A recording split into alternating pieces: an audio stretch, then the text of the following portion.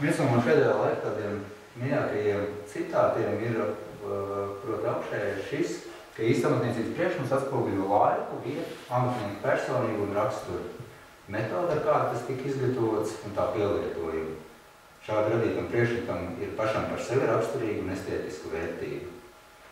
Un otrs ļoti būtisks aspekts, domājot par amatniecību, ir kaut kas, ko ir līdz galam grūti varbūt tā analītiski izskaidrot, ir proti, ka tad, kad mēs strādājam amatniecības priekšmetus, vai tie būtu kādi nelieli priekšmeti, vai strādājot ar ēkām, vai tās attāmojot, vairumā gadījumā profesionālam amatniekam ir tāda nelīdz galam izskaidrojuma vēlme pārsniegt to nepieciešamību, to, ko mēs darām. Par mani pašu, kāpēc es šeit esmu un kāpēc jums man ir vērts klausīties, varbūt gluži otrādāk.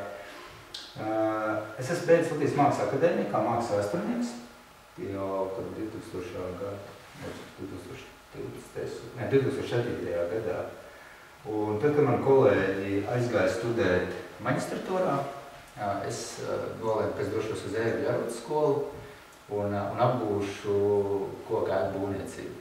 Mums akadēmijā bija etnogrāfijas priekšmets, mums bija praksa Brīvdabas muzejā, un varbūt es tagad atskatoties atpakaļ, laikam kaut kur daļas sirds man palika muzejā, un arī kaut kāda interesi par šādu veidu ēkām kļuva aktuālāk. Šobrīd es esmu atkal students. Es studēju Latvijas Kultūras akadēmijā, un viņiem ir salīdzinoši jauna brīnišķīga programma, kas saucās kultūras mantojuma pārvaldība un komunikācija. Ja kāda interesē kultūras mantojums, es no savu skatu punktu varu droši teikt, ka ir vērts tur studēt. Tur ir brīnišķīgi pasniedzēji un ļoti labs saturs. Par darbu. Es esmu strādājis daudz kur un visur. Es varbūt minēšu tikai dažas tās darba vietas, kas attiecās tieši uz kultūras mantojumu un amatniecību. Īsti pēc augstskolas beigšanas, vai kad sāku studēt Ēgļos, es aizbraucu pieteikties darbā uz uzņēmumu Dziedrs. Viņš vairs diemžēl neeksistē.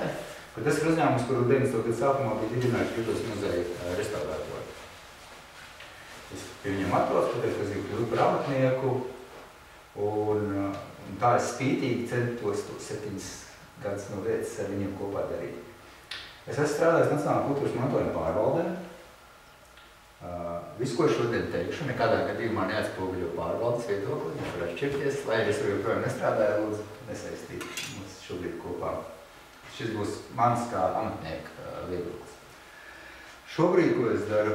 Es šobrīd vadu pats savu uzņēmumu, kurš lielākoties nodarbojas ar projektēšanu, tas ir inženieru birojs. Mums ir dažādas sekcijas, mēs projektējam jaunas būvkonstrukcijas, man kopā strādā 17 būvinženieri. Savukārt tā mana daļa, par kur es vairāk atbildu, ir koku būvkonstrukcijas. To projektēšana, izpēta, konsultācijas. Esmu arī vairāk organizāciju biedrs. Es esmu Latvijas arniecības kameras biedrs. Es esmu kameras certificēts Gandara amata meistars. Ir tāda lieta joprojām. Es esmu arī restaurātoru biedrības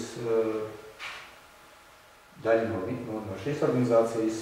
Šobrīd to Latvijas Namdara biedrība. Un es arī esmu no šī gada Aikomas Latvija biedrs. Par pašu Namdaru. Kas tad ir Namdars? Mēs šobrīd esam sanākuši kopā Latvijas arniecības kameras certificēti Namdari. Mēs rakstam statūtus, mēs veidosim biedrību, lai varbūt vairāk plašāk runāt un plašāk mērķis sasniegt kā organizācija. Un viens no mūsu uzdevumiem bija definēt, kas tad ir Namdars. Un, vai arī varbūt tā kā pašsaprotam, bet tad, kad tev ir jāudarbs varbūt tās 2-3 teikumos, tad tas nav tik vienkārši. Mūsu definīcija, mūsu piedāvājums ir sekojoši, ka Namdars ir būvspeciālists, kurš būvē un atjauno koku ēkas, izmantojot amatnieku paudzēs pārbaudītas būvniecības paņēmiens un risinājums. Meistaru darbā galvenokārt tiek izmantots koks kā materiāls, tādēļ būtiska nozīme ir uzkrātajām prasmēm un tradīcijām, kas tiek nodotas no paudzes paudzē. Tad mēs runājam par vairāk svarīgi vārdi šeit. Tas ir pirmkārt būvspeciālists. Otrkārt, tas ir būvamatnieks. Treškārt, tur ir darīšana ar tradīciju.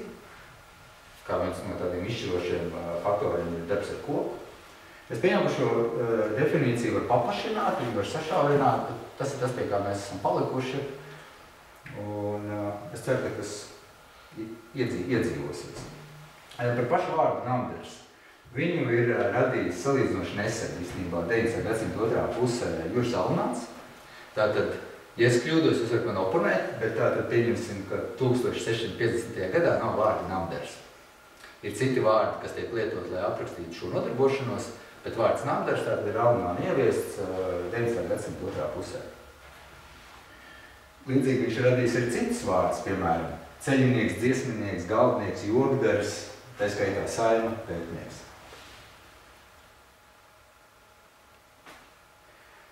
Par pašām būvkonstrukcijām un par pašām koku ēkām tās mēs būtu dažādas. Es varbūt šoreiz nestāstīšu par tādu koku ēku evolūciju, tam varbūt tas būtu vērts kāda cita reize, bet kopumā mēs dalām tas, ko mēs visi zinām, tās ir guļbūvs. Guļbūvam ir atkal dažādas dalības, izvietot no baļķiem, no savienojuma veidiem.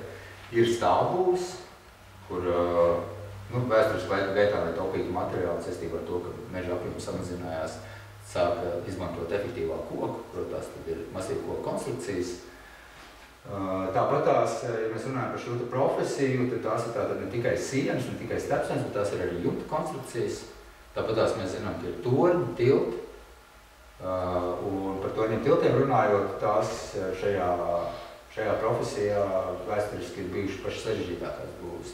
Tātad pie tiltiem Latvijā mums ir grūti runāt, par koku tiltiem, sevišķi tādiem, kas būtu saglabājušies, bet, piemēram, par torņiem, baznīcas torņi, ja ir iespēja tiešām pievērst vairāk uzmanību, jo tur var tiešām redzēt tā laika amatnieku augstāko sniegumu. Šie ir objekti, pie kuriem es esmu strādājis, par daļu no tiem es pastāstīšu, varbūt arī nedaudz vēlāk. Viens no objektiem, no kuriem es esmu strādājis, man bijis tas gods, ir Dombaznīca. Es strādāju pie Dombaznīcas galvenā jumta konstrukcija atjaunošanas. Un mēs tajā laikā, tas bija uzņēmuma dziedrs, mēs strādājām pie spāru, sīju, īsiju, izmiju, savilces, saukts arī par pendelēm, to labošanu. Tas bija, manuprāt, un joprojām ir viens no vislabāk atjaunotajiem objektiem Latvijā. Man var iebilst, varbūt tās kādam liekas, ka tas ir kāds cits objekts. Es pagaidām pie tā vēriena, kas tur bija, un pie tiem apstākļiem, kādos bija jāstrādā, tas ir labs piemērs. Varētu runāt, varbūt, kas būtu apspriežams, būtu, teiksim, kā kokmateriāli tika apstrādāti, vai tika zāģēti, ēvolēti vai tēsti. Viņi, jā, bet tie nebija galvenie uzdevumi, kas toreiz bija jārisina. Tā pirmkārt, tad bija ļoti sarežģīts inženiertehniska būve, kur ir tātad, tur ir tiecas daudz būvnormatīvu un tam līdzīgi. Šeit ir ielikt dažas bildes no pašas atjaunošanas gaitas. Es izvairītos lietot vārdu restaurāciju. Es pārsvarā lietoju vai no atjaunošanu vai konservāciju. Šeit es ieliku spāru protezēšanu. Tātad šeit ir situācija, ka tiek noņemts jumta klājas, tiek noņemts latojums, ir dēļu klājas. Tad mēs konstatējam, ka ir spārs, šīs ir uzspārs, šīs ir sīs un īsīs. Un tad faktiski gandrīz vai šīs bildes ir no vienas vietas. Un, beigās tā lai varbūt tās arī pirmajā brīdī liekas, ka ir tā kā ir ok, bet beigās mēs konstatējām, ka ir jālabo gandrīz vai visi spāru gali, sīvu gali un tam līdzīgi. Tas ielicis arī neliela bildīta par kādiem tiem pamata mezgliem, curienojumiem, kāds tika darīts. Šī konkrētā bilde nav no šī objekta, šis ir no Alūksnes baznīcas, bet tas princips, kāds tika darīts, ir ļoti līdzīgi šim. Šeit ir viens sīs protezēšana. Es domāju, ka es to darīju, bet es godīgi kaut neatceros. Es nepretendēju, ka tās bildes, kas ir redzamas, ka tas ir tieši mans darbs. Mēs strādājam tātad diezgan liela komanda. Un es tajā laikā varbūt sev vairāk uzskatīt joprojām par tādu mācekli. Šeit ir viens no piemēriem, kādā stāvoklī ir sija. Tāpēc tam ir sijas protēzes mezglis. mani kolēģi, ar kuriem strādāju pie izglītības standarta, izveidas restauratoriem. Viņi piedāvā izvairīties no vārda protēzes, viņi piedāvā lietot vārdu ielaidumi. Es atstāšu to katru paša ziņā. Es pats joprojām lietot protēzes, bet terminoloģiski pareizi tie ir ielaidumi. Par pašu šo te jumta konstrukcijas tipu, tātad Doma baznīca, Jēkaba katedrāle, un es neesmu droši, vai lielākā daļa baznīcas jumta konstrukcijas ir veidotas pēc ļoti konkrētas tipoloģijas, proti no vācu valodas dakštūle. Man kolēģi to tulkot kā krēslījums. Jumta krēsls. Nu redz, jumta krēsls, es domāju, ka ne, tāpēc es nezinu, kā viņi pareizi tulkot, tāpēc, ka jumta krēsls ir konkrēti, būvkonstrukcijas tā ir konkrēta daļa. Bet vācu valodā šo te dakštūlu, šis būtu tas krēsls, bet ar to dakštūlu tiek vācu valodas terminoloģijā domāts konkrēta tipoloģija. Un, protams, šeit ir svarīgi, kā šī konstrukcija tiek veidota. Neatkarīgi no tā, vai sijas ir savienots vai sijas ir kā šeit pārauts, ja ir jābūvē vēl.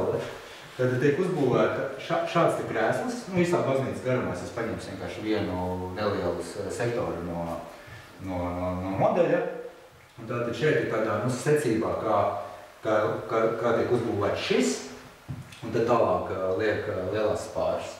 Šis ir konkrētais, manuprāt, bija no Vānas baznīcas, šis krāsainie attēli. Bet ļoti līdzīgi principi mēs redzam arī Alpūksnes dievnamā. Šeit ir arī neizgalīgi krāsnes, bet te mēs arī redzam, ka tātad te ir krēsls, un tad tālāk nāks pāris virsū. To ir svarīgi zināt, tad, kad tev ir jāstrādā šādu konstrukciju atjaunošanu. Jo tev ir jāsaprot, kas ir tā nesošā daļa, kura daļa tur attiecīgi, kur nākamā. Līdz ar to no šo konstrukciju tipoloģijas izriet arī tā secība, kā strādā. Tas, ar ko es arī ikdienā nodarbojos, ir mēs veicam dažādu vēsturisko konstrukciju apsekošanu, uzmērījumus, zīmējumus veidojam, taisam arī būvprojektu dokumentācijas. Un man pēdējos gadus es esmu pavadījis vairākos objektos to pētot, un vienlaicīgi arī mēģinot skatīties, ko var izdarīt ar mūsdienu projektēšanas programmām.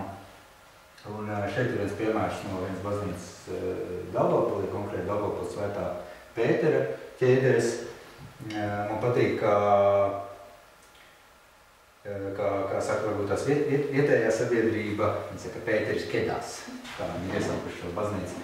Un ļoti interesanti arī par baznīcām un baznīcas konstrukcijām runājot, man ļoti interesanti vienmēr liekas kupolu, kā tie ir veidot, jo pārsvarā mēs no ārpuses redzam tātad, vai skārdu vai kādu jūtas segumu, bet man kā arī pētniekam interesē, kā tad ir tā konstrukcija veidot. Gan tā skaitā no izpildījuma kvalitātes, gan arī, kā viņi ir būvēti. Jo šis konkrētais dievnams ir liels, šis kupols ir liels, un tā izpildījuma kvalitāte ir zema, materiāla kvalitāte ir zema, bet tieši tas konstrukcijas uzbūves princips, kā viņi ir tikuši līdz šīm apaļajām spārēm, kur mēs redzam, viņš ir, jā, man patīk, vismaz tā vienkārši izskoties. Šis konkrētais ir Gārbels dievnams, Gārbels, manuprāt, Luterāņu, Jāņģēlis Luteriskā baznīca. Šeit es strādāju pie būvkonstrukciju projektēšanas daļas, bet pirms mēs projektējam kaut ko, mēs diezgan pamatīgi iepazīstamies ar objektu uz vietas un mēģinām viņu arī izmodelēt, iemodelēt iekšā bojātās daļas, pēc tam tās daļas, kas ir jālabo, un tad ar modeli strādājot, ir vieglāk saprast, vai tas vispār praktiski ir iespējams. Jo tātad vēlreiz, tad, kad mēs izstrādājam šīs projektēšanas dokumentācijas, es bieži pie viņām strādājot, vai mani kolēģi pie viņiem strādājot, mēs ļoti daudz domājam par to, kā to varētu praktiski izdarīt. Bija arī epizode ar Jēkabu katedrāles torni. Tas bija arī kaut kādi 11. gadi, un bija pasūtījums veikt šī torņa uzmērīšanu un modelēšanu. Jēkabu katedrāle ir tas dievnams, kas atrodas blakus Saimē Vecrīgā. Šeit, vienkārši, lai jūs labāk saprast to mērot, tad, ja mēs stāvam pretī fasādē, galvenai ieejai, tad šī ir tā fasāde, ko mēs redzam, šī ir mūra daļa, un tad nākamreiz, kad skatīsieties to dievnam, iztēloties, ka viņš ir gandrīz vai pilns ar ļoti nopietnu koku konstrukciju. Un, tā ir tiešām iespaidīgākā koku konstrukcija, ko es esmu redzējis Latvijā. Ir, protams, arī ievērojama konstrukcija Doma baznīcā, bet šī no tādas sarežģītības un izpildījuma kvalitātes ir, manuprāt, varbūt ir vēl kāds, neesmu, protams, viss redzējis, bet no tāda mēroga ziņā šie ir iespaidīgi. Vēl daži objekti, kas saistās ar izpēti, ir Jelgavas bijusi akadēmija Petrina, tagad atrodas Vēstures laiku mākslas muzejs. Šī ēka ir Jelgavā Vecpilsētas iela 14, ja nejauc, šobrīd atrodas arī restaurācijas centrs. Un šī ir viena veranda, vai labot mēs tāds nepareizi tūjā. Bija arī epizode Rīgas pile. Rīgas pile ir ugunsgrēks, un jau augstāk minētais uzņēmums Dziedrs, viņš piedalījās pie vienu nodušo jumta daļu atjaunošanas, un kas varbūt bija interesanti atšķirībā no citiem gadījumiem, tātad jumts bija pilnībā nodedzis, viņš bija salīdzinoši ātrā laikā jāuzbūvē, un tas bija gadījums, kad mēs sēdējām uz jumta, uz nodegušas daļas, tātad tā bija tā jumta daļa, kas atrodas virs parādas trepēm. Man nav nevienas bildes no tā, kā tas izskatās šobrīd iekšā, bet mēs tātad sēdējām uz tā paša jumta un ar datoru, ņemot vērā to ģeometriju un to, kas no tā viss bija palicis, mēs mēģinājām viņu modelēt atpakaļ, uz vietas izgatavot arī detaļu rasējumus un tātad turpatās uz jumta, uz pārsagumiem, izgatavojām spāris, sīs, visu pārējo. Šis bija salīdzinoši sarežģīts objekts, tiem, kas varbūt kaut ko līdzīgi nodarbojušies. Tā mazā nianse bija tāda, ka, piemēram, ja tev ir parasti pieņemts, ka spāris vienā leņķī jumta plaknē, bet ja tev ir slīpa mūrlota, tas nozīmē, ka katrs pāri atšķirās leņķī. Un tā ir viena daļa, otra, piemēram, šī siena un šī siena no 90 grādos. Tas nozīmē, ka tev pat divas, katrā plaknēs pāri beidzās kaut kur citur. Līdz ar to tā bija diezgan sarežģīta uzmērīšana un modelēšana. Nerunāsim vēl par šo te jumtu, kas ir būvēts nedaudz vēlāk. Arī uzdevums bija uzbūvēt tikpat nosacīt nepareizi, bet labā nozīmē, kāds viņš ir bijis pirms tam. Un atšķirībā, pieņemsim, no Doma baznīcas, šeit mēs strādājām ar to, ka mēs izmantojām līmēto loksnību gārdu, līdz viņš arī kā. Šis nebija zēra materiāls. Un tad Dzintaru prospekts 41. Cik ir pulkstens? Super. Šī ēka, kur tad izrādās ir novērtēta, par ko man ļoti liels prieks. Daži tad varbūt vēsturiski fakti, vienkārši fakti par ēku. Tad ēka ir būvēta 19. gadsimta otrā pusē. Ja nemaldos, bija kaut kāds 60. gadi. Atjaunošana tāda no 12. līdz 22. Reāli 12. kaut kāds 15. Arhitekts, brīnišķīgs. Atjaunošanas darbu veicējs restaurācijas un būvniecības uzņēmums Dziedrs, būvkonstrukciju projektēšana Andris Seļkāns un Jonas Mužnieks. Es gribētu arī izcelt Juniķu Valdupucānu un apmešanas darbus veica Andris Kugrēts. Ēka ir bijusi zvejnieku ēka, vēlāk pielāgota atpūtnieku vajadzībām, ar laiku paplašināta ar verandu, un tad pienāca laiks 2000. gadu sākums, kad viņi tika iegādāti, īpašnieki nolēma viņu atjaunot un pielāgot mūsdienu dzīves vajadzībām. Šāda tā ēka izskatījās, kad es pie viņas atbraucu. Ja tā godīgi nekas īpaši. Tā neliela ēka, krāsas izvēle diezgan drosmīga, jumta segums atbilstoši tam laikam, ko viņi dabūjas pārdzīvot, bet bija ļoti laba lieta, tā ēka bija tiešām labi saglabājusies. Sākot ar pamatu vainagu, tā izskaitā, kas bija, par ko man šodien ir īpaši prieks, tad bija saglabājušies visi logi. Ēkai bija saglabājušies visi slēdzi, to varēs redzēt nākamajās bildēs, jo šeit bija demontēts vienkārši bildi no ielas un no pagāma puses. Bet jaunais projekts un jaunie plāni paredzēja, ka ēka ir nepieciešams paplašināt, izbūvēt no jauna verandas, paaugstināt otro stāvu un, kas ļoti būtiski, ēku nosiltināt. Un šajā gadījumā ēku nosiltināt nevis no ārpuses, bet ēku nosiltināt no iekšpuses. Un tad es tālāk arī parādīšu, kā mēs to darījām. Ir kāds jūrmalnieks vai kāds vēsturiskās ēkas turētājs, brīnišķīgi. Varbūt jums kaut kas nevies. Kāpēc jau mēs šeit esam? Kaludze? Kāpēc jau mēs šeit esam? Super. Kāpēc no iekšpuses, ne no ārpuses? Tāpēc, ka es varbūt esmu palikšu pie šīs pašas bildes, tad ēka ir būvēta no trīscolīgām, proti 75 mm plankām. Un viens ir tas, ka to paredz kultūras pieminiektu aizsardzības noteikumi, ka pašas tās sienas ir vērtība, otrs, tu nevar nākt ar siltinājumu zāru, jo tad loda paliek dziļāk iekšā, un faktiski ēka pazaudē to savu vērtību nozīmi. Tad ļoti praktiskām lietām, ko mēs darījām, kā mēs darījām. Mēs tātad demontējām visas loga aplodes, mēs demontējām slēģis, mēs demontējām logus, mēs nomarķējām katru ēkas elementu, katram baļķim bija numuriņš, savs specifisks nosaukums, uz rūtiņa kladē bija sazīmēts sienas, bija sazīmēti atšifrējumi. Nu, un tad kāds viss notiec, parasti nav skaisti, tas nav tik romantiski, kā rāda, nezinu, tur kaut kādas video, kad viss ir izdarīts. Tas ir diezgan brutāls, bīstams un darbs apstākļos, redzat, ir ziema, tas varbūt nebija baigi karsti. Mēs demontējām ilgsagu, mēs demontējām latojumu, pirms tam mēs veicām ļoti precīzi ēkas uzmērījumus, ļoti daudz fotofiksācijas, it īpaši no iekšpuses saprast, kas tur ir.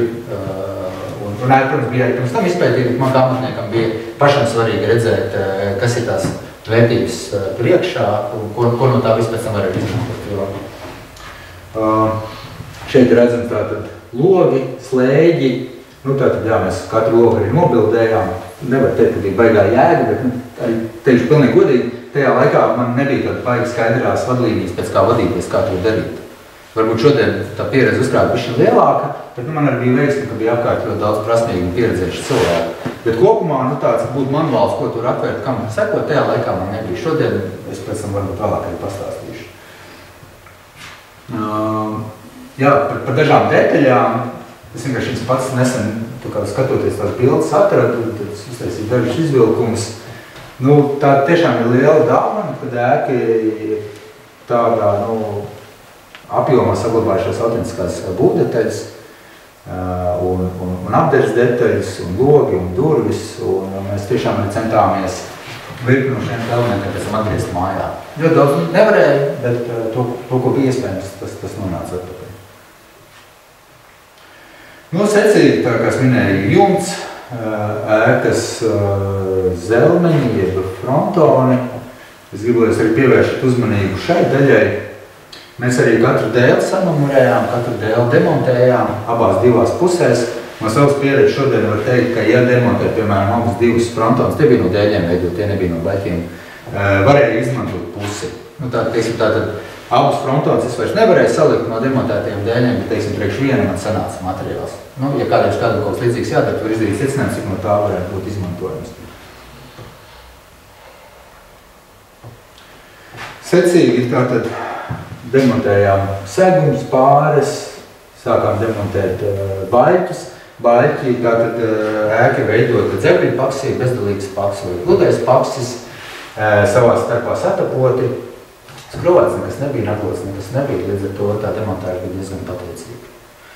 Demontējot ēkas, piemēram, kas ir veidots dzegļu paksi vai guļbūs vispār, ir pakši vai dažādi, tā viena no jūtīgākajām vietām ir pakši. Ja stūri savienojumi, viņi gala šķiedrā dažkārt plīst un gūst, pēc tam būs bildes, kā mēs līmējām. Un šī bilde ir grīda. Tas ir tātad pēc grīdas labu demontāžu. Mēs redzam, ka tur ir tāda balstiņa un tas bija arī viss. Izdevās arī pēc tam ēkā iegriezt šos skaistos griestu dēļus, kur arī šodien tur atrodas. Tagad ir pagājis pusgads. Ir jau viss saplaucis ar zaļš. Mēs tātad šo ēku aizvedām projām, mēs viņu aizdevām uz darbnīcu. Darbnīca atradās lielā sporta zālē. Mēs viņu visus baļķus notīrījām, salabojām bojātās vietas. Uztaisījām ielaidumus un samontējām. Tātad mēs to ēku samontējām darbnīcām. Tātad viss tas, ko mēs bijām nojaukuši, mēs vēlreiz pārliecinājāmies, vai tas liekās kopā. Jo bija atsevišķi daļas, kas bija jāpielabo vai jāuztais no jauna, sevišķi mēs tātad ēku paaugstinājām, bija jāuztais vēl 3 jauni vainagi. Ar ko šī ēka ir īpaša? Un mēs runājam par siltināšanu. Tad mēs uzbūvējām ēkai iekšā pilnīgi jaunu konstrukciju. Kā jūs redzat, ēka ir maza, tātad mēs atņēmām vēl to kvadratūru, bet tas iegums ir tāds, ka mēs panācām ļoti augstu energoefektivitāti. Un tā darba secība bija tāda, ka mēs no sākuma samontējām rāmu. Rāms arī ir veidots ar dažādu veidu namdažu savienojumiem, un tā rāmi daļa ir pēc tam tā, kas tiks siltināta. Pamazām rāmis, tad sākam likt apkārt baļķus, montējam iekšā logus, kur ir ļoti svarīgi ņemt vērā šādu tipu konstrukcijām, ka logi ir ārkārtīgi svarīgi, tāpēc, ka logos ir gropi iekšā, kuros tiek ielaista baļķi. Tu nevari izņemt logu ārā, tu vari izņemt viņu vienīgais, ja ieliet tā gudri motorzāģi, kā bieži var redzēt, ja cilvēki, pieņemsim, ir tāda liela kaislieta plasmas fani, tad viņi šos ņem ārā un ieliek plasmas iekšā, bet tas viens no lielākiem trūkumiem ir, protams, tiek zaudēts logs, bet otrs, ka tā konstruktīvā noturība sienai ļoti zuda. Šeit varbūt nedaudz galvenā redzēt, šis te ir grāmatplauts, te aizmugurē šī te plāķa materiāla. Nelīdz tam, ne arī vēlāk man nācies saskarties, ka grāmatplauts ir daļa no nesošās konstrukcijas. Tas tāds, fun fact. Te ir daži iekšskati un daži detaļas. Tātad mēs redzam samontētos baļķus no iekšpuses un mēs redzam iekšpusē karkasu. Un pēc tam tā darba secība bija tāda, ka starp šo te jauno rāmi un baļķiem mēs likām kokšķēdes plātnes, manuprāt, saulīgās, plus mīnus 25 mm. Un pēc tam kokšķēdes plātnes likām pa virs un tad būtu iekšā ekolā. Tas ir, manuprāt, šāda tipa būvēm diezgan pieņemams veids, kā mēs nosiltinām. Cik biezi bija kopā tas slānis? Manuprāt, 150 vai 160 bija tātad tas ekovats, un tātad no vienas puses cola un no otras puses cola. Kopā sanāk apmēram 20 centimetri, jā. Bet es arī aicinātu vērst uzmanību uz vienu ļoti būtisku faktu. Tātad, kur lielākā daļa siltuma iet pa augšpojām. Ja te būtu kāds profesionālāks cilvēks, kurš nodarbojas ar energoefektivitātes jautājumiem, tad sienu nav tas tie lielākie zudumi. Tātad lielākie zudumi ir augšu. Paralēli tam, jā, tātad šī ir ēka samontēta, šeit redzams arī pilnīgi jaunas sejas, vecās nebija izmantojams, jo arī lai arī te mājā beidzas otrais stāvs, jaunie plāni paredzēja savādāk to telpu plānojumu. Te ir arī tāda ļoti praktiski būvniecības gaita. Šeit mēs montējam ēku kopā, mums nolīst paksītī gabaliņš, mēs turpat uz vietas viņš nepalielinās. Ja? Ielīmējam jaunu, tur neko gudri nevar izdarīt. Ir jāskot arī, ka tev ir kaut kāds grafiks, kurā tev ir jādarbojas, ja noteikti visu darbs darīt 3 reizes ilgāk, bet tas arī ir kaut kā ekonomiski skaitās. Un ēkai tika izgatavot jauna jumta konstrukcija un jauna tātad šī te verandas daļa. Arī strādājam ar namdažu savienojumiem. Protams, šīs te būvteļas finālā tika fiksēts arī ar skrūvēm, ar tikai koku savienojumu šajā gadījumā būtu maz. Te ir arī viena no izbūvēm. Pēc mums centīšos parādīt vairāk šos savienojumus. Daži pamat savienojumi. Šie konkrētie nav no tās mājas, bet tur bija ļoti līdzīgs paņēmēt citu objekta. Tātad šis ir stūra savienojums. Šādi izskatījās tā stūra kolona. Un tas pamata vainags ir tāds neliela nošļaupuma, ja kad tur tek ūdens, lai viņam ir vieglāk noticēt. Ja tādā veidā mēs spējam panākt, ka tas apakšējais vainags, kurš parasti visvairāk cieši koka ēkām, viņam mēs dodam ilgāk iespēju pārdzīvot. Te ir viens cits objekts, bet arī līdzīgs kā Zinteru prospektā, tātad veranda ar kolonām, ar fāzēm, ar vēsturiskiem savienojumiem. Un svarīgi arī, protams, aizpildījuma kvalitāte tāds viss tiek izgatavots. Šajā pašā Zinteru prospekts 41 arī atrodās šāda neliela ēka. Viņa, cik es pareizi saprotu, pirms tam atradās pagalmām otrā pusē. Viņa tika pārvietota pret ielu un arī tātad ēka ir notīrīta, ēka ir jauna jumta konstrukcija, ēka ir arī iekšpusē papildus konstrukcija, lai varētu siltināt. Un pēc tam ēka tika nokrāsot, redzams, ka labotas loga aplodas. Jumta segums ir, protams, neraksturīgs Jūrmalai, bet tāda bija pasūtītāja arhitekta ieceri, tas rezultāts ir teicams.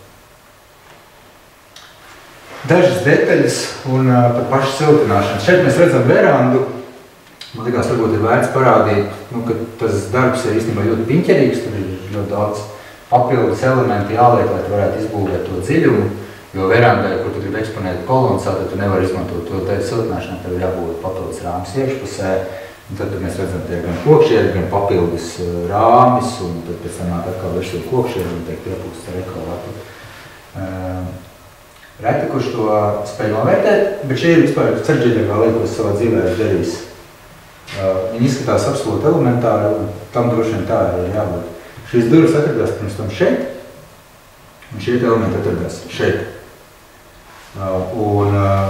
Bija tātad jāizdara tik ārkārtīgi precīzs un kvalitatīvs tas zaļējums, lai tad, kad tu viņus pārnes uz šeieni, viss tās maliņas, kuras sastopās viens elements ar otru elementu, būtu vienkārši perfekti, lai nebūtu spraudziņas, lai nebūtu stingri. Un, ja man kādreiz prasa, kas ir tāds, wow, ko tu uztaisīs, tas ir, vai šo man pietiek. Šis ir tiešām, man likās ļoti sarežģīti, ja man būtu vēl vienreiz jāizpild, man droši vien būtu divreiz vairāk kā tajā laikā. Un te ir pa pašu siltināšanu, rekurtas rāmis, pēc tam tas viss apšurās ar kokšķieri, pēc tam nāk virsū vēl dēļi, klājas skali un pēc tam apmetums. Te es vienkārši dažas bildes, kā tiek pūsts, redzējuši, tad paliek šāda cauruma, tad uzliek atpakaļ virsū, aizlīmē, un tātad tā sienas ir nosiltināts.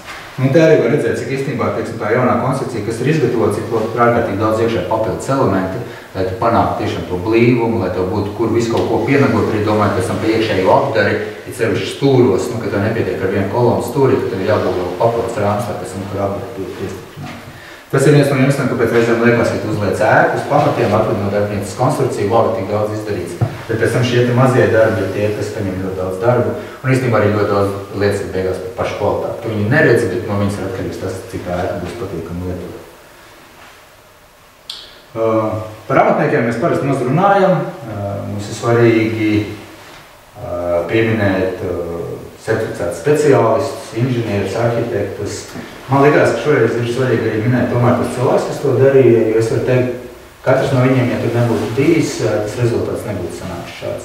Un man vispār, es domāju, ka es nākotnē centīšos vairāk runāt par to, ka amatnieku vārdiem ir jābūt dzirdamiem. Es neminēšu katru vārdu, bet man bija svarīgi vienkārši parādīt šos cilvēkus. Pēc šīs ēkas piedalījās vēl cilvēki, tad viena šāda neliela ēka īstenībā ir ļoti cilvēku resursu ietilpīgi. Tad cik daļa no cilvēkiem šiem vairs nav starp mums. Varbūt ir kaut kādi jautājumi par iepriekš redzēto? Jā, viņi tātad tika siltināti no iekšpuses, viens no pirmiem attēliem attiecībā uz šo ēku. Tur tā kā iekšā ir parādās tā konstrukcija priekš tam, lai viņi varētu nosiltināt no iekšpuses. Bet viņi tā kā pēc tā attēla lika domā, vismaz tā izskatās, kad viņai ir tā kā parādās kaut kāda jauna nesoša nozīme. Uz viņas jums balstās. Bet kā pirms tam tā ēka gulēja tikai uz tām plankām? Vai kas tam? Jā, tātad visi jumta konstrukcija balstījās uz šīm trīscelīgajām plankām. Uz viņām tika balstītas sijas un pēc tam spārs. Un tad sanāk, ka tās plankas pēc tam tiek vienkārši pieskrūvētas pie tās patiesās nesošās konstrukcijas. Nē, viņi bija brīvstāvoši. Tātad iekšējā konstrukcija bija brīvstāvoši no apkārt esošās konstrukcijas, jo guļbūvē ir ļoti svarīgi, ka tu viņai ļauj dzīvot. Jo viņi tomēr uzņem mitrumu, atdod mitrumu un viņai jābūt neliela kustības iespēja. Bet sanāk, ka viņai nebija nesoša funkcija vairāk. Vairāk tā ārējai pašnesoši, jā, bet pašu jumtu viņi vairāk nenes. Nē, jaunais jumts tātad balstījās uz iekšējās konstrukcijas. Jā, sapratu. Paldies. Jo, teiksim, tāda mūsdienu normatīva, faktiski, ko neļauj. Viņš arī smagāks, ja viņš ir Jā, viņš ir daudzkārt smagāks, jo agrāk. Nevarētu likt vairs. Varbūt vēl kāds jautājums. Droši var tāds arī ļoti praktisks jautājums. Jā, nav, bet man droši var jautāt.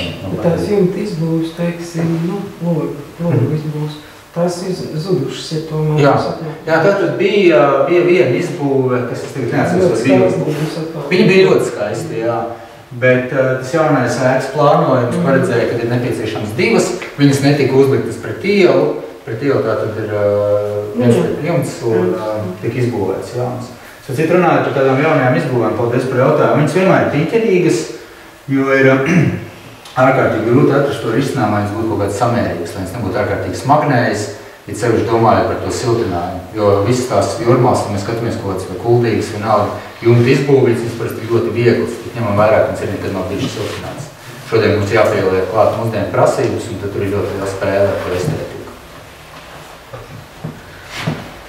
Mums bija diezgan liela brīvība, kā ko taisīt. Mums bija, teiksim, bija ēkas plānojums, bija norādīts vietas, kur izbūvējumi jābūt, bet, teiksim, tas veids, kā mēs izpildījām, piemēram, tās pašas verandas vai jumtu konstrukciju, kādas savienojums izvēlējums, tas bija tiešām būvninieku ziņā, un šajā gadījumā es domāju, tas bija diezgan veiksmīgi, jo... Jums no verandas nebija palicis nekas viss? Nē, nebija. Mēs tikad pie viņas atbraucām, viņas vispār vairs nebija. Es viņu tikai redzēju tajā sākotnējā prezentācijā, tajās melnbaltajās bildēs. Es nekad neesmu pats redzējis. Un pamata arī nebija? Nē, pamati bija. Pamati bija. Tur bija jūs sākumā dabūjāt aprises vismaz? Kaudzu? Jūs dabūjāt aprises vismaz pareizi? Jā. Pēc tam, protams, tika ieliekt jauni pamati. Nu, un cik ir pulkstens? Bez 10 minūtēs. Ir vēl pacietīgi. Daži tādi mani teorētiski meklējumi. Es šobrīd studēju Kultūras akadēmijā kultūras mantojuma pārvaldību, un man tiešām izsniegas ir amatniecība. Varbūt kāds var man pateikt, ar ko asociējās amatniecība? Roku darbs. Jā, pareizi. Vēl. Kas nāk pirmais tāds prātā domājot par amatniecību? Es varu, ko mēs varam mācīt, jo ar pētniecību nekā praktiskais, bet ļoti ir praktiskais ar augstnes. Nē, bet mums vajag to teoriju saprast, ja mēs gribam kaut ko praktiski, mums jāsaprot, ko mēs taisām, kāpēc. Te būs daži tādi tēzes, frāzes vai punkti par pašu amatniecību kā tādu. Ka nav viens tāds vispār pieņemts definīcijas amatniecībai. Ir dažādi meklējumi, bijuši arī tā izpratne par amatniecību ir mainījusies laika gaitā. Nav viena tāda permanenta stāvokļa, mēs varam pateikt, ka tā ir amatniecība. Vārdnīca, Oksfords vārdnīca saka, ka amatniecība ir nodarbošanās ar īpaši tādu, kurā nepieciešama prasme lietot rokas. Kurš man skaidrojums liekas tuvāks, domājot par pašu amatniecību, ka ir jāizdala divas lietas, ir jāizdala pats materiāls, ir pats priekšmets, kas tiek radīts, un ir jāizdala procesi.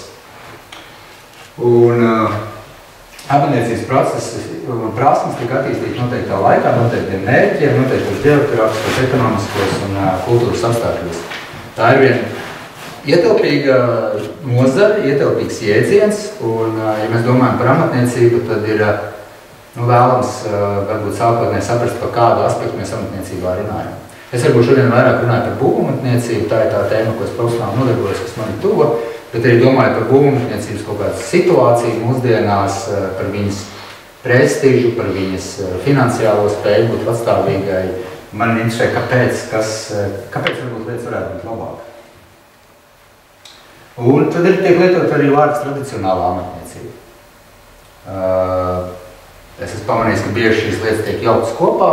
Es savā tādā ikdienas valodā esmu izdalu amatniecību un tradicionāla amatniecība.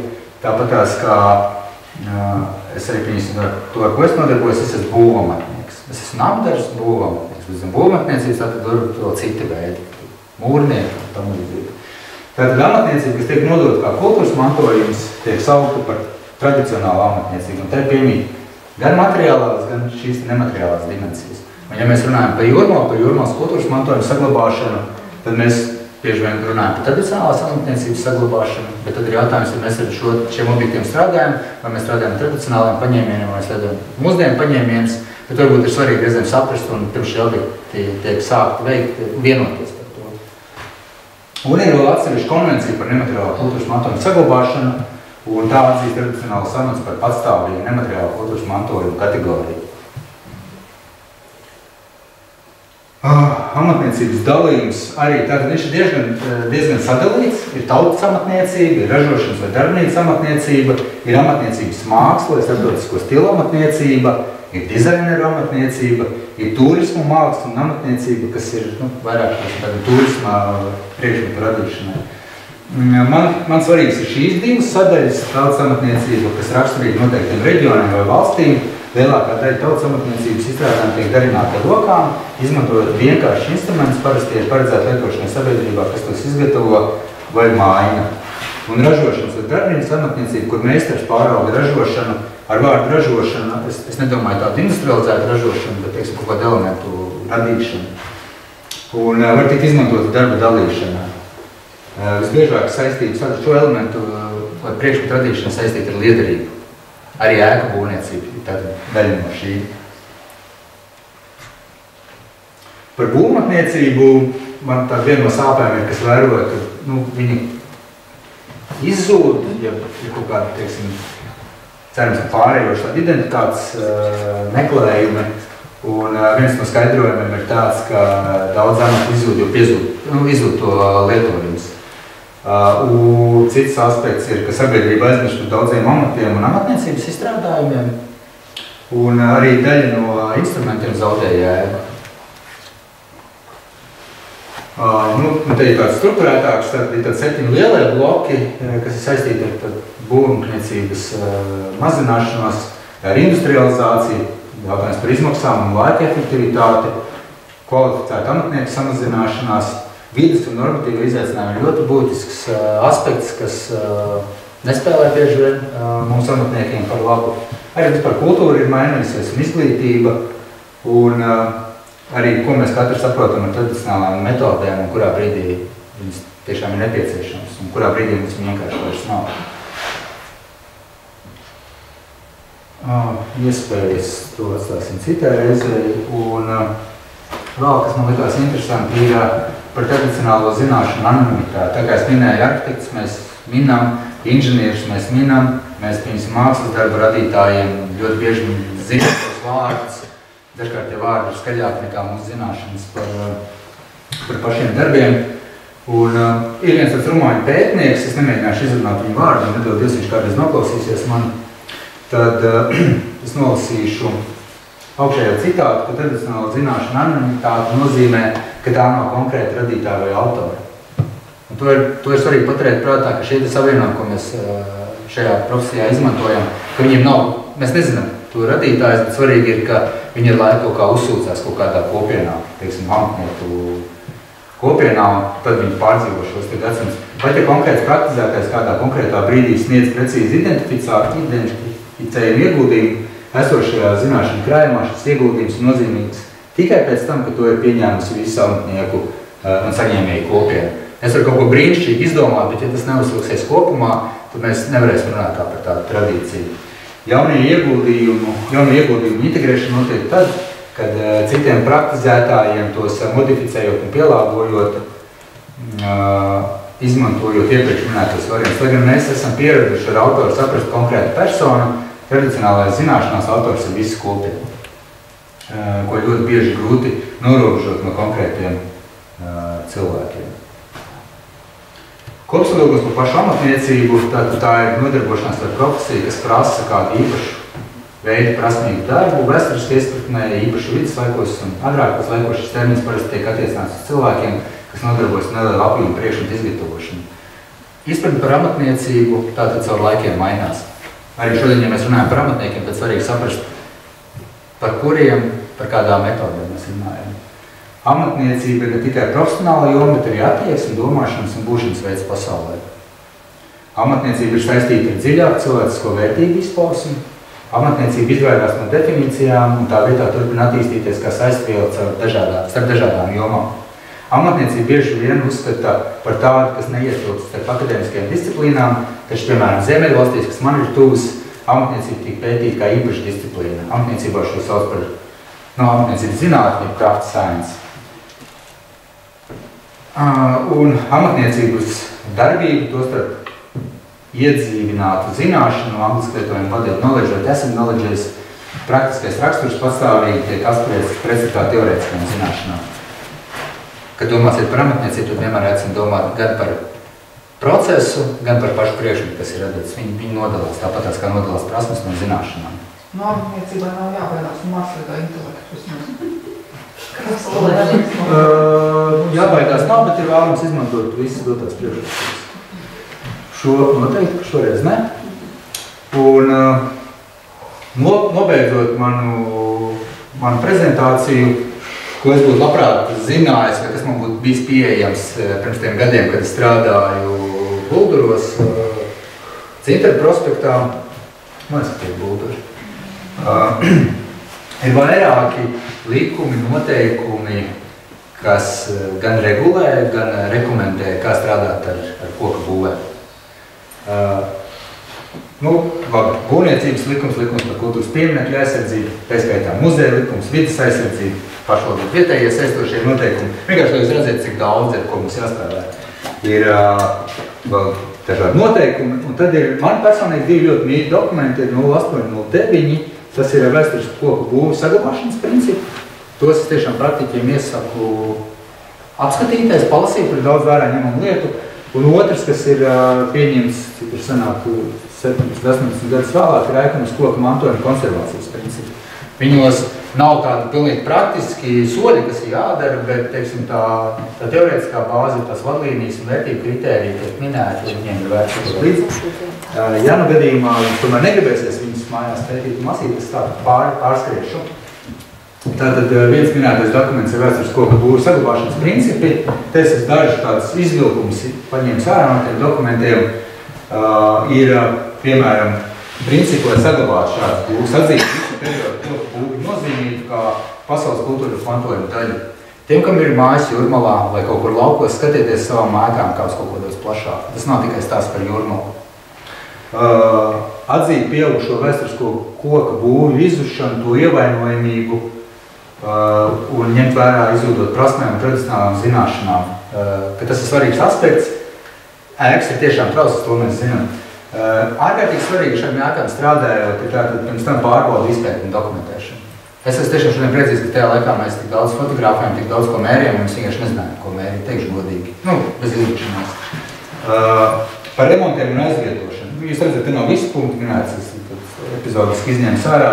Amatprasmēm, būvniecības tehnoloģijā, tā skaitā apstrādes instrumentiem un iekārtām, cik iespējams jāatbilst tām, kas tika lietots oriģināli. To nav tiešām mūsdienās bieži iespējams nodrošināt, tas vairāk darbojas tādos muzejos, etnogrāfiskajos muzejos, kur varbūt ir vairāk laika. Es domāju, reti būs tie gadījumi, kad Jūrmalā mēs varēsim pieņemsim strādāt tā, kā to darīja pirms 50 gadiem. Kaut gan būtu tiešām interesanti. Mūsdienu materiālu tehnoloģijas. Mūsdienu materiāli, piemēram, epoksītas tehnoloģijas, kā konstruktīvu tērauda stiprinājumu, jāizvēlas un jālieto īpaši piesardzīgi. Viņš šādi tad nesaka, ka nedrīkst lietot. Var lietot, bet jābūt tādai izvēlē, kāpēc to lieto, vai tam ir jābūt tādam galējam risinājumam. Un ļoti svarīgi ir izglītība un apmācība. Tā ir tēma, kas man šobrīd ir svarīga. Ar kultūrvēsturisko nozīmi saistīt vēsturisko koku būvu vērtību, reģenerāciju caur izglītības programmām ir būtisks ilgspējības saglabāšanas un attīstības politikas priekšnotības. Baigi sarežģītais teikums, bet doma vienkārši ir, ka ļoti svarīgi šīs ēkas ir, jo mēs ar viņām arī mācāmies. Joprojām ir nācis tevi gadi, strādāt ar šādām ēkām, tu joprojām mācies un uztur dzīvi šo amatniecības praksi. Un otrs dokuments, kas arī kurš ir detalizētāks, runā vairāk par konservāciju, tātad, kā līdzīgi iepriekš minēt pārbaudu pētniecību izpēti, tā ir lieta, manuprāt, numur 1. Analīze un novērtēt, kādā stāvoklī ir elementi, kas ir tās vērtības. Tam ir atsevišķi nozara, kas saucās arhitektūras mākslinieckā izpēte ēkām. Pārveidojumi, iejaukšanās, uzraudzība un uzturēšana. Un, kā saka par daudziem kultūras atjaunotajiem objektiem, ka viņi ir jāiet skatīties un novērtēt nevis nākamajā gadā, kad viņi ir pabeigti, kā pieņemsim mūsu gadījumā ar Zinteru prospektu 41, lai arī tika nodot eksploatācijā, manuprāt, salīdzinoši nesen, pirms gadu 2 bet ēka tika pabeigta krietni sen. Un viņas izpildījuma kvalitāti, un to nesaka, ka es ir daudz speciālistu, ka ir jāiet skatīties ēkas apmēram pēc 5 gadiem. Tad var redzēt šī būvēkuma rezultātu. Paldies.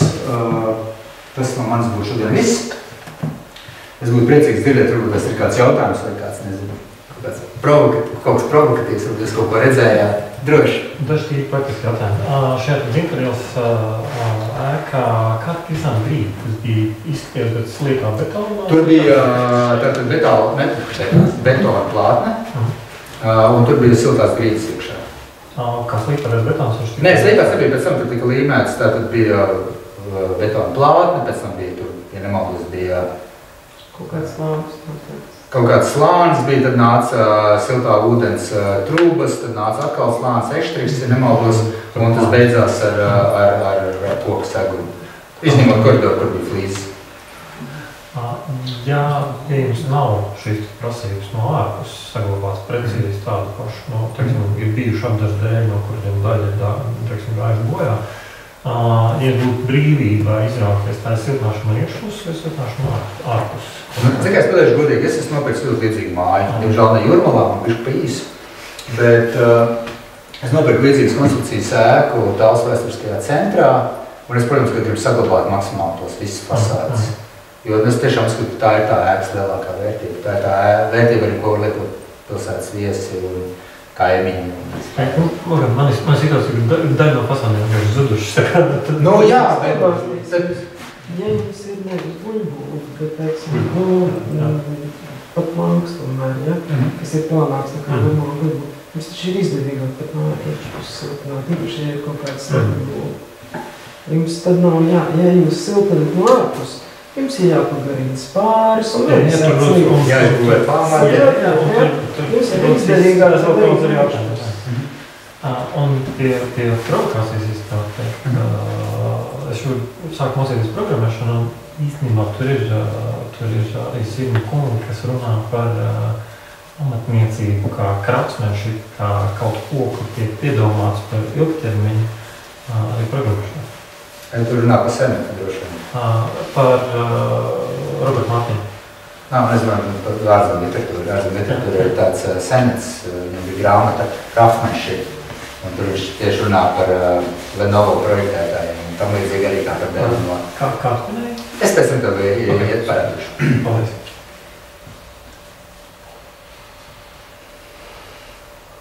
Paldies. Tagad vismaz izvēloties būvnieki, zināsim, Klopsu, tu esi izlasījis to ikonas tur. Lūdzu. Mēs ir tad, kad mēs izvēlēsimies kā būvnieku, piemēram, savai mājai, mēs zināsim, ko viņam pajautāt, lai viņš izlasa. Zināt, tie principi ir svarīgi, viņi tev neiedod atbildes uz visiem risinājumiem, viņi tev iedod kaut kādu rāmu. Es no šodienas skatu punktu pateicu, ka mēs pirms tiem 10 gadiem baigi intuitīvi darbojāmies, bet tad, kad es pirms pāris gadiem iepazinos ar šiem ēkumas principiem, man tad tie ir sirdsapziņa, godīgi saku. Bet tas ir arī uz tādu jaunības entuziasmu. Es nezinu, vai es otrreiz kaut ko tādu citam. Vai jūs komunicējat, sadarbojaties ar vēl visiem šiem, teiksim, tiem dažiem retajiem, kas nodarbojās ar koku restaurāciju? Rīgas, tas koku amatniecības centrs, un kur vēl mums kaut kādu reāli retie koku mēstari un tā kā? Viņi ir man zinām, jā. Bet jūs tā kā savstarpējums mēs kontaktējamies. Kopēji izstrādi, vadlīnijas izstrādi, teiksim, tā jūs, kas tajā? Konkrētiem jūsu minētajiem ne, bet ar citiem jā. Un cik ir Latvijā, apmēram? Es domāju, domatniekus? Jā, un arī, teiksim, firmas, kuras ir spējīgs nodarboties ar koku restaurāciju. Tādā projektīvā. Problēma šobrīd, manuprāt, bet es nepretendēju, ka es objektīvs to skatos, ir, ka mums ir ļoti sarukuši, ka tās organizācijas ļoti mazīgas palikuši. Piemēram, tā organizācija, kur es savā laikā pārstāvēju, viņa bija ļoti liela, viņa bija ļoti liela tehniskā bāze. Un, lai šādas darbus veiktu, tiešām ir svarīgs gan iespējami baļķus zāģēt, gan galdniecības darbi, gan krāsošanas darbi, gan smagās mašīnas. Un šodien ir tas, ka mums tagad tas viss ir ļoti sadrumstots. Mums katra no visa no kaut kā pa drusciņu, pa maziņu. Bet uzņēmumi ir ēkas, joprojām tiek atjaunots. Un kas ir varbūt viena tāda pozitīva lieta, ko šobrīd vēroju pēdējos gadus, ir tāda vietējo kopienu iniciatīvas. Protams, mums, teiksim, ir divi tādi varianti. Viens variants, ka tu esi ļoti resursu ietilpīgs pasūtītājs, piemēram, Ķīpsala vai kaut kāds redzamāks ēkas Rīgā, kur tiešām apjož visu ar ļoti lielu tentu, un tur gadu pusotru no vietas strādā liels daudz organizācijas, nevis liels, bet daudz organizācijas. Otrs, ka tiek ēkas lēni, pacietīgi atjaunots. Un es kaut kā arī vairāk sliecos uz šo otro veidu, kā arī gan tādu pieejamāku, jo to arī mēs daudz ko varam paši bieži vien izdarīt. Bet te, ko ir minējis par to priekšizpēti, un tas ir ļoti svarīgs pirms sākot ko darīt. Jo ir virkni lietas, ko to var darīt lēnām, pacietīgi. Iespējams, tas nebūs nākamgad uz pavasari, varbūt tas būs pēc 5-10 gadi, bet to var tikt pie tāda rezultāta. Vai es varu jautāt, teiksim, tad, kad bija redzams tās būvkonstrukcijas tieši arī tajā ēkai, par kur jūs pamatā stāstījāt, es tā saprotu, ka daudz tā lielā amatnieku māksla ir tajos tā kā mezglos un pīrāgos. Nu, teiksim, tā kā man tur, pieņemsim, skatoties, rodās uz vairāk jautājumu, jo arī, teiksim, tas, ka tā planku siena ir pašnesoša un kad konstrukcija ir iekšēja, tas ir tāds, tā kā, tehnisks jautājums par to, kas uz kā balstās un kā savienojās. Man ir tāds jautājums, es jums tieši nejautāšu, lai jūs varbūt tā savējos rasējumus liekat internetā, bet vai ir kaut kāda vieta, kur, teiksim, tādi cilvēki, kuri paši varbūt tās tam, es nezinu, cik tas ir legāli, bet kaut ko mēģina arī izdarīt, ka tie tā kā pīrāgi un mezgli, vai viņi ir kaut kur pieejami tā, ka brīvi? Tā problēma ir tā, ka nav tādu universālu principu. Tāda nav tāda viena universāla principa, kam tu var sekot, kas ir pielāgojums katrai mājai. Ir, protams, ja ieiet tur Googlē, var daudz ko atrast un, protams, jāizvērtē kritiski. Šādai tā ēkai, svarīgi tas, ka viss šīs konstrukcijas pirms tam tiek ļoti rūpīgi datorā izmodelēts. Un to jau darot, tu ņem vērā, kā tā būs pīrāk, kāds tā būs siltinājums, un arī tā skaitā apdara komunikācijas, tev ļoti daudz lietām jāņem vērā. Ne tāda viena datu bāze, kur tu aizēji paņem, tu vari man mazvanīt, es tev izstāstīšu, bet tā, ka ir kaut kāds open source, kur ir viss tikai izvēlēs problēmu. Nē, es domāju, ka nav. Kad varbūt piebilst? Ja es varu piebilst, tad vismā ļoti liela nozīme, kā reiz šādām līdzīgām lecēm. Cēsīs, cēs mantojums laikam taisa, tanī skaitā vairāk dienu meistaru pašu formātā tukumā, kur mums arī tie pasākumi notiek, un tādā veidā jau arī vismaz cēsu gadījumā, tas kā reiz ir orientēts uz to formātu māju īpašnieku, Amazon, pa elementām, loks, fasādes, virspamats un tikt uz priekšu. Tā kā īstenībā tieši šī formāta pasākumā. Jā, viņi ir, viņu tā aktualitāte tiešām ir augsta, manuprāt, es ļoti priecīgs, ka šādi pasākumi un šādas iniciatīvas notiek, jā. Saku jums paldies. Paldies.